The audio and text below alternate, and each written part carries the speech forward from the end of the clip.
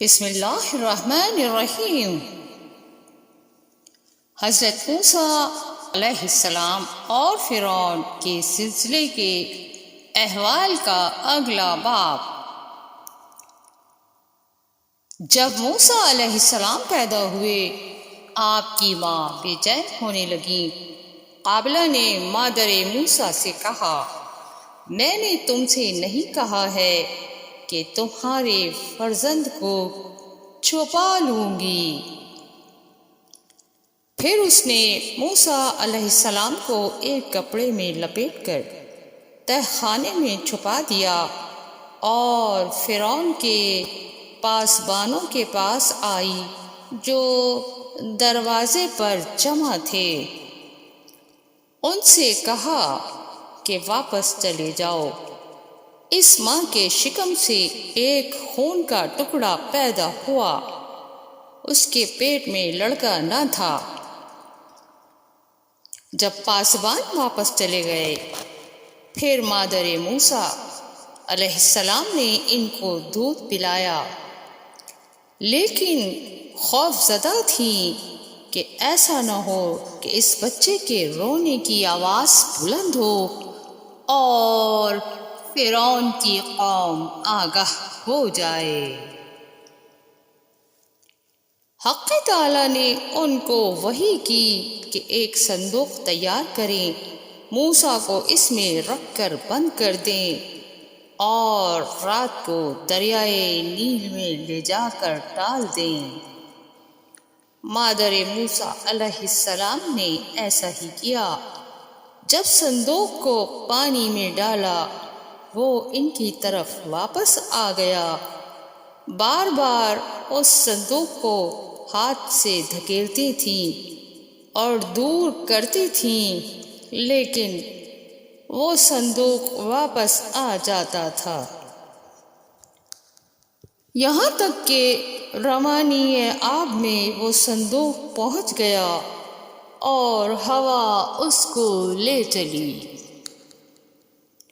یہ دیکھ کر وہ بے تاب ہو گئیں اور چاہا کہ فریاد کریں۔ حق تعالیٰ نے ان کو صبر عطا کیا اور وہ خاموش ہو گئیں۔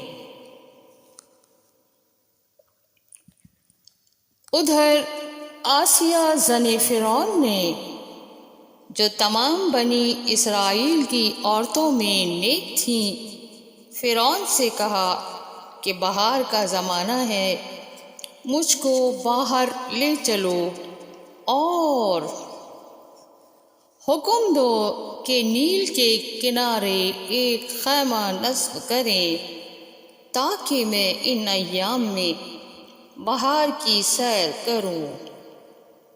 فرعون نے حکم دیا اور ایک خیمہ ان کے لیے رود نیل کے کنارے نصب ہوا۔ ایک روز وہ اس خیمے میں بیٹھی تھیں، ناگاہ دیکھا کہ ایک صندوق ان کی طرف بہتا ہوا آ رہا ہے۔ اپنی کنیزوں سے کہا، کیا تم لوگ نہیں دیکھتی ہو جو میں پانی میں دیکھ رہی ہوں؟ سب نے کہا، ہاں، خدا کی قسم، اے ہماری خاتون اور سردار، ہم ایک چیز دیکھ رہے ہیں۔ جب صندوق ان کے پاس پہنچا، وہ جلدی سے اٹھیں اور پانی کے کنارے پہنچیں اور اس کی طرف ہاتھ بڑھایا اور پھر اس کے قریب ہو گئیں اور بے قابو ہو گئیں تو فریاد کی۔ ان کی کنیزیں دوڑیں اور جس طرح ممکن ہوا ان کو پانی سے نکالا اور کنارے پر پہنچایا۔ پھر اس صندوق کو کھولا، اس میں ایک نہایت حسین و جمیل بچہ تھا۔ اس کو دیکھتے ہی جناب موسیٰ جناب آسیہ بے اختیار ہو گئیں اور اس کی محبت ان کے دل میں جاگزی ہو گئی۔ بچے کو گود میں لیا اور کہا کہ میں اس کو اپنا بیٹا بناؤں گی۔ ان کی کنیزوں نے کہا، ہاں خدا کی قسم اے خاتون، آپ کے کوئی فرزند نہیں ہے اور نہ بادشاہ کے کوئی بیٹا ہے۔ اس خوش جمال فرزند کو آپ اپنی فرزندی میں لے لیجئے۔